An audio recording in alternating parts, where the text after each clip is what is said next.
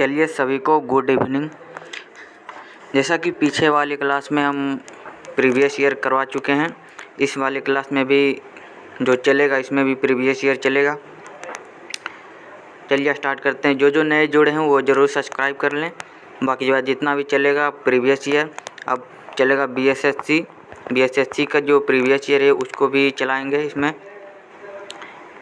चलिए स्टार्ट करते हैं। 0 डिग्री सेंटीग्रेड कितने डिग्री फ़ारेनहाइट के बराबर होते हैं? इसका एक ठो आपका होता है जो कि याद रखे होंगे आप सभी लोग। C/5 बराबर F माइनस 32/9 बराबर K माइनस 273 बटे कितना यानी 5 बराबर R/, यानी 4 होता है। सेंटीग्रेड, फ़ारेनहाइट और केल्विन और रोमन इस सभी में जो बदला जाता है उसका ये फार्मूला होता था जो कि आप सभी लोग जानते होंगे। तो इसका जो अब बदलिएगा 0 डिग्री सेंटीग्रेड कितने डिग्री फ़ारेनहाइट के बराबर होते हैं, तो 32 डिग्री फ़ारेनहाइट के बराबर हो जाएगा। क्योंकि जब सेंटीग्रेड को हम शून्य करेंगे इसका C/5 बराबर F माइनस 32/9 होता है। जब हम सेंटीग्रेड को शून्य करेंगे तो ये टोटल शून्य हो जाएगा। शून्य हो जाने के कारण ये फ़ारेनहाइट कितना, तो 32 डिग्री फ़ारेनहाइट हो जाएगा। चलिए 12 डिग्री सेंटीग्रेड पर जल की भौतिक अवस्था क्या होती है? 12 डिग्री जो सेंटीग्रेड पर जो है जल की भौतिक अवस्था क्या चीज़ हो जाती है, आप सभी लोग बताइएगा। तो द्रव हो जाती है। 12 डिग्री जो सेंटीग्रेड पर जो भौतिक अवस्था जल की होती है वो क्या चीज़, द्रव होती है। जबकि 4 डिग्री सेंटीग्रेड पर जल क्या चीज़ होता है, आप सभी लोग कमेंट कीजिएगा। 4 डिग्री सेंटीग्रेड पर जल किस अवस्था में रहता है, आप सभी लोग बताइएगा। 4 डिग्री सेंटीग्रेड पर जल क्या चीज़ होता है, जल अधिक घनत्व होता है। आपसे पूछ लेगा कि सबसे अधिक घनत्व कितना यानी टेम्परेचर पर होता है, तो 4 डिग्री सेंटीग्रेड पर सबसे अधिक जल का घनत्व कितना डिग्री सेंटीग्रेड पर होता है, 4 डिग्री सेंटीग्रेड पर। चलिए तो इसका आंसर हो जाएगा द्रव के अवस्था में रहता है। यानी 12 डिग्री सेंटीग्रेड पर जल जो रहता है वह द्रव की अवस्था में रहता है, जबकि 4 डिग्री सेंटीग्रेड पर जल रहता है वह घनत्व उसका अधिकतम रहता है। डेंसिटी जो रहता है वह अधिकतम कितना डिग्री सेंटीग्रेड पर, तो 4 डिग्री सेंटीग्रेड पर। चलिए 200 डिग्री सेल्सियस जो है माइनस 200 डिग्री सेल्सियस कितना डिग्री फ़ारेनहाइट के बराबर होगा? इसका अभी जस्ट बताए थे। C/5 बराबर F माइनस 32 बटे कितना होता है 9। इसके जो मान बैठा दीजिएगा तो निकल जाएगा। माइनस 200 डिग्री यहाँ पर बैठा दीजिएगा तो यानी इसका मान जो निकल कर आएगा वो कितना आएगा, तो माइनस 392 आ जाएगा। फ़ारेनहाइट में निकालना है। चलिए आगे। माइनस 273.15 डिग्री सेंटीग्रेड तापमान इनमें से किसके बराबर होगा? टेम्परेचर जो है वो केल्विन में कह रहा है बताने के लिए। तो आप सभी लोग फार्मूला जानते होंगे। C/5 बराबर केल्विन में होता है K माइनस 273/5 होता है। इस पर आप C का मान बैठा दीजिए तो K का मान निकल जाएगा। इसका जब आप निकालिएगा तो इसका जो आंसर आएगा वो कितना आ जाएगा, 0 केल्विन। क्योंकि माइनस 273 उसी को कहता है, यानी 273.5 कहिए या फिर माइनस यानी 273। तो ये नीचे 5 कट जाएगा, C केल्विन में आ जाएगा। जो कि ये साइड जब आएगा तो माइनस प्लस में जुड़ जाएगा, ये माइनस में है खुद, तो माइनस प्लस माइनस में जो कि कट के 0 आ जाएगा। इस तरह से आप सोल्व कर लीजिएगा। ये न्यूमेरिकल है जो कि NTPC RRB NTPC जो अभी जस्ट लिया है हाल ही फिलहाल में 2021 में, ये सब यानी पूछा गया इसमें। लगभग किस टेम्परेचर पर पानी का घनत्व अधिकतम रहता है? अभी जस्ट बताए हैं कि पानी का जो टेम्परेचर सब यानी पानी का जो डेंसिटी रहता है वह मैक्सिमम किस पर रहता है, तो 4 डिग्री सेंटीग्रेड पर। 4 डिग्री सेंटीग्रेड पर यानी जल का घनत्व अधिकतम रहता है। किस टेम्परेचर पर जल का घनत्व अधिकतम होता है? आपसे पूछ रहा है कि किस ताप पर जल का घनत्व अधिकतम रहता है। तो आप सभी लोग जानते होंगे कि 4 डिग्री सेंटीग्रेड पर जल का घनत्व अधिकतम रहता है, बट इसको केल्विन में कह रहा है, केल्विन में निकालने के लिए कह रहा है। तो सेंटीग्रेड के फार्मूला आप लगा लीजिए। C/5 बराबर K माइनस 273/5 कितना 5 हो जाएगा, जिसमें कि सी का मान 4 डिग्री है तो 4 बैठा लीजिए, ये 5 कट जाएगा, तो ये जब आएगा आपका ये सेट तो 277 हो जाएगा इसका, तो 277 केल्विन इसका हो जाएगा। आपसे पूछेगा सेंटीग्रेड में तो 4 डिग्री सेंटीग्रेड, और केल्विन में पूछेगा तो 277 केल्विन इसका आंसर हो जाएगा। चलिए अगला क्वेश्चन चलते हैं। केल्विन पैमाने पर मानक कक्षीय टेम्परेचर कितना होता है? केल्विन जो पैमाने पर मानक कक्षीय टेम्परेचर केल्विन में कितना होता है? 273। ये सभी लोग जानते होंगे कि केल्विन में 273 केल्विन होता है। 372 डिग्री सेंटीग्रेड को केल्विन पैमाने में परिवर्तन करें। केल्विन पैमाने में परिवर्तन करने के लिए बोल रहा है, तो सी बटे जो 5 फार्मूला इसका जो होता है आपका मेन फार्मूला, सी बटे 5 बराबर के माइनस 273/5 होता है। के जैसे सेंटीग्रेड से जब केल्विन में आपको कहेगा बदलने के लिए, तो आप सीधे अगर जो बटा में 5 नहीं भी दीजिएगा तो सी बटे के माइनस 273 इस तरह से रखिए, तो सी का मान आप 272 रखिए, के माइनस 273 कीजिएगा तो इस साइड आएगा प्लस, जो कि जुट जाएगा, तो 273 और प्लस 372 कितना हो जाएगा? 273 प्लस 372 तो आपका हो जाएगा 645। चलिए अगला, सेंटीग्रेड जो टेम्परेचर के माप का यूनिट है, सेंटीग्रेड जो टेम्परेचर के माप का यूनिट है निम्नलिखित में से किस पर नामित है? कह रहा है कि जो टेम्परेचर के माप का यूनिट है क्या चीज़ सेंटीग्रेड, ये किस वैज्ञानिक के नाम पर है? तो एंडर्स सेल्सियस, क्योंकि टेम्परेचर का जो यानी इकाई होता है वो सेल्सियस होता है, तो इसी वैज्ञानिक के नाम पर है। चलिए, सेंटीग्रेड जो टेम्परेचर के माप का यूनिट है निम्नलिखित में से दोबारा दोहरा गया है, तो यही हो जाएगा आंसर आपका। सेल्सियस एवं फ़ारेनहाइट स्केल पर किस टेम्परेचर पर एक समान होता है? ये आप सभी लोग जानते होंगे कि -40 डिग्री सेंटीग्रेड पर जो -40 पर सेल्सियस और फ़ारेनहाइट जो होता है वो बराबर होता है। ये पूछा गया सवाल है, देखिए आरआरबी जेईई में पूछा गया सवाल है कि -40 डिग्री सेंटीग्रेड यानी -40 डिग्री पर सेंटीग्रेड यहाँ पे नहीं लगाइएगा, क्योंकि यहाँ बोल रहा है कि सेल्सियस और फ़ारेनहाइट यानी किस टेम्परेचर पर यानी समान रहता है, तो -40 डिग्री सेंटीग्रेड पर सेल्सियस और फ़ारेनहाइट यानी इक्वल रहता है यानी समान रहता है। एक अल्कोहल का क्वथनांक 78 डिग्री सेंटीग्रेड है, केल्विन पैमाने पर टेम्परेचर कितना होगा? तो आप सभी लोग फार्मूला लगा लीजिए, तो हो जाएगा सी बटे जो 5 है, आप सभी को बताए हैं अभी जस्ट कि जब आपको बोलेगा डायरेक्ट सेल्सियस से केल्विन में बदलने के लिए तो 273 से तुलना कर लीजिएगा। जब आप 273 से कीजिएगा तो यहाँ कितना हो जाएगा, क्योंकि 78 में 273 आप जोड़ दीजिएगा। जब पूछेगा कुछ सेंटीग्रेड को केल्विन में बदलने के लिए तो जोड़ देना है सीधे आपको, तो 351 इसका हो जाएगा। ये न्यूमेरिकल है जो कि पूछा गया है आरआरबी एएलपी टेक्नीशियन वगैरह में पूछा गया सवाल है। 273 केल्विन का मान क्या होता है? 273 केल्विन का मान कितना सेंटीग्रेड के यानी बराबर होता है या फिर केल्विन के बराबर? केल्विन में तो होगा नहीं, तो 2 ऑप्शन इसी तरह से छट गया, तो कितना सेंटीग्रेड के यानी इक्वल होगा? 273 केल्विन कितना सेंटीग्रेड के यानी इक्वल होगा? तो 0 डिग्री इसका हो जाएगा 0 डिग्री सेंटीग्रेड, यानी 0 डिग्री सेंटीग्रेड पर 273 डिग्री, क्योंकि दोनों इक्वल होता है। आपको बताएं अभी जस्ट कि जब सेंटीग्रेड को आपको बोलेगा बदलने के लिए केल्विन में तो 273 में जोड़ देना है, तो सेंटीग्रेड कितना डिग्री? 0 डिग्री सेंटीग्रेड पर रहता है 273 केल्विन। सेल्सियस और केल्विन टेम्परेचर के बीच क्या संबंध है? अभी जस्ट बताए हैं कि सेल्सियस और केल्विन के टेम्परेचर के बीच क्या चीज़ संबंध है, तो 0 डिग्री जब सेंटीग्रेड लीजिएगा तो जो यानी 273 केल्विन के बराबर होता है। 0 डिग्री सेंटीग्रेड 273 केल्विन के बराबर होता है। इसका फार्मूला क्या चीज़ होता था? सी बटे 5 बराबर F माइनस 32 बटे कितना 9 बराबर के माइनस 273/5 बराबर R बटे 4। इस तरह से फार्मूला इसका होता है, जो कि याद रखने का चीज़ है। याद रखिएगा तो ही बन पाएगा, ऐसे इसमें नहीं बन पाएगा। निम्न में से कौन तापमान का मात्रक नहीं है?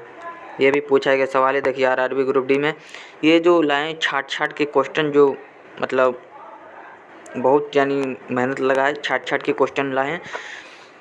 निम्न में से कौन तापमान का मात्रक नहीं है? कह रहा है कि कौन टेम्परेचर का मतलब यानी मात्रक नहीं है, यूनिट नहीं है। फ़ारेनहाइट होगा, सेल्सियस भी होगा, केल्विन होगा, लेकिन पास्कल।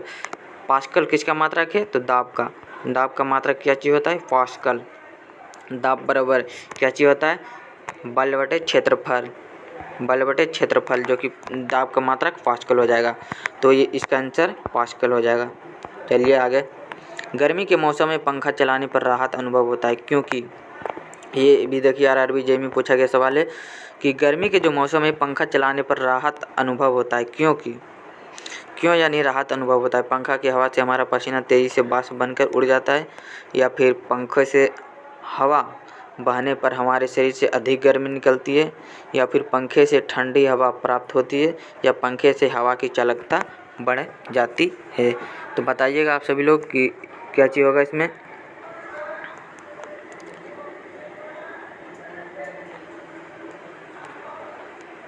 बताइएगा आप सभी लोग। तो इसका हो जाएगा क्योंकि जब पंखा चलता है तो जो पसीना है वो यानी वाष्प बनकर ऊपर उड़ जाता है, यानी वाष्प बनकर जो है ऊपर उड़ जाता है, जिससे कि हमारे शरीर में ठंडक महसूस होता है।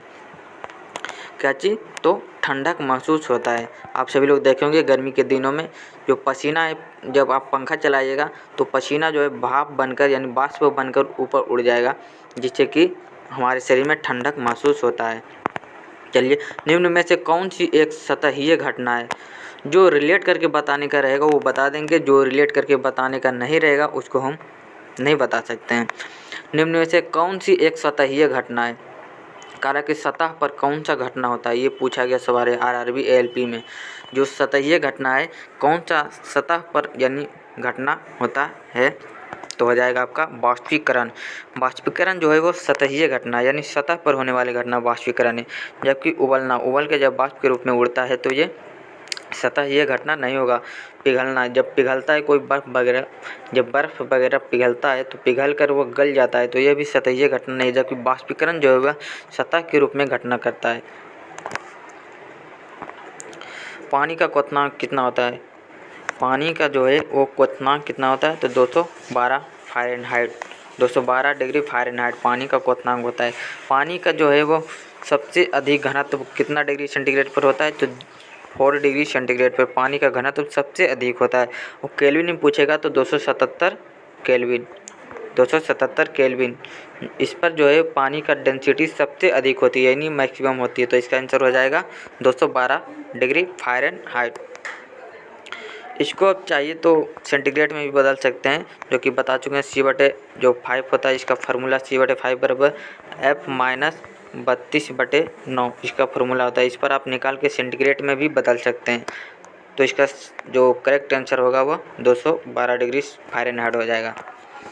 जिस तापमान पर तरल अपनी तरल अवस्था से ठोस अवस्था में परिवर्तित होता है उसे क्या चीज़ कहते हैं? जिस टेम्परेचर पर कोई तरल अवस्था से ठोस अवस्था में परिवर्तित होता है उसको, चलिए, जिस टेम्परेचर पर तरल अपनी तरल अवस्था से ठोस अवस्था में परिवर्तित होता है उसे क्या चीज़ कहते हैं? तो इसे हिमांक बिंदु कहते हैं। जो जब तरल अवस्था से ठोस अवस्था में परिवर्तित होता है और टेम्परेचर पर, तो इसे हिमांक बिंदु कहा जाता है। चलिए अगला क्वेश्चन बोल रहा है 257 डिग्री सेंटीग्रेड पर जल की भौतिक स्थिति क्या होती है? 257 डिग्री सेंटीग्रेड पर जल की जो है भौतिक स्थिति वो क्या चीज़ होती है? तो गैसीय अवस्था में हो जाती है, क्योंकि 100 डिग्री सेंटीग्रेड पर जल भाप बनकर उड़ने लगता है, तो 257 डिग्री पर गैसीय अवस्था में हो जाएगा। जबकि जल का जो डेंसिटी है उस जल का डेंसिटी मैक्सिमम यानी कितना डिग्री सेंटीग्रेड पर होता है? तो 4 डिग्री सेंटीग्रेड पर। जल का जो है घनत्व है वो सबसे अधिक 4 डिग्री सेंटीग्रेड पर होता है, जबकि 257 डिग्री सेंटीग्रेड पर जल की भौतिक स्थिति गैसीय अवस्था में हो जाएगी, यानी गैस की अवस्था में रहेगा। क्या चीज़? तो जल। चलिए अगला क्वेश्चन चलते हैं। कितना तापमान होने पर पाठ्यांक सेल्सियस और फ़ारेनहाइट यानी इक्वल होता है, यानी तापमानों में एक ही होता है? तो अभी जस्ट बता चुके थे कि -40 डिग्री सेंटीग्रेड पर जो है वो सेंटीग्रेड और फ़ारेनहाइट दोनों बराबर होता है। कितना? -40 डिग्री -40 डिग्री पर सेल्सियस और फ़ारेनहाइट यानी बराबर होता है। कितना? तो -40 डिग्री पर। ये पूछता है आपका, ये पूछा गया सवाल है, देखिए IAS प्री में। किस अगला क्वेश्चन है, किस बिंदु पर फ़ारेनहाइट तापक्रम सेंटीग्रेड तापक्रम का दोगुना होता है? जो फ़ारेनहाइट है वो सेंटीग्रेड के तापक्रम का दोगुना होता है, यानी 2F। तो 2F कितना डिग्री सेंटीग्रेड पर होता है? कितना डिग्री सेंटीग्रेड पर जो है फ़ारेनहाइट सेंटीग्रेड का दोगुना होता है? कितना डिग्री सेंटीग्रेड पर? ये पूछा गया आपका सवाल है। तो ये आपका हो जाएगा 160, क्योंकि इसका जो फार्मूला था C/5 बराबर F - 32/9। इस पर आप निकालिएगा, यहाँ पे F के मान पे 2C रखिएगा, तो यहाँ C का मान जो निकल के आएगा वो 160 डिग्री आएगा। चलिए, एक स्वस्थ मनुष्य के शरीर का टेम्परेचर कितना डिग्री होता है? एक स्वस्थ मनुष्य के शरीर का टेम्परेचर यानी 37 डिग्री सेल्सियस में होता है, लेकिन 98.6 डिग्री फ़ारेनहाइट में होता है। 98.6 डिग्री फ़ारेनहाइट में होता है, जबकि सेल्सियस में पूछेगा तो 37 डिग्री सेल्सियस। केल्विन मानव शरीर का सामान्य तापमान क्या चीज़ होता है? आपसे पूछ रहा है कि केल्विन में मानव शरीर का टेम्परेचर कितना होता है। तो सेंटीग्रेड में आपका था 37 डिग्री सेंटीग्रेड, तो इसी को आप केल्विन में बदल दीजिए। तो 300 यानी 273 को जोड़िएगा, क्योंकि बता चुके हैं कि जब आपको सेल्सियस के केल्विन में बोलेगा तो सिर्फ 273 आपको जोड़ देना है।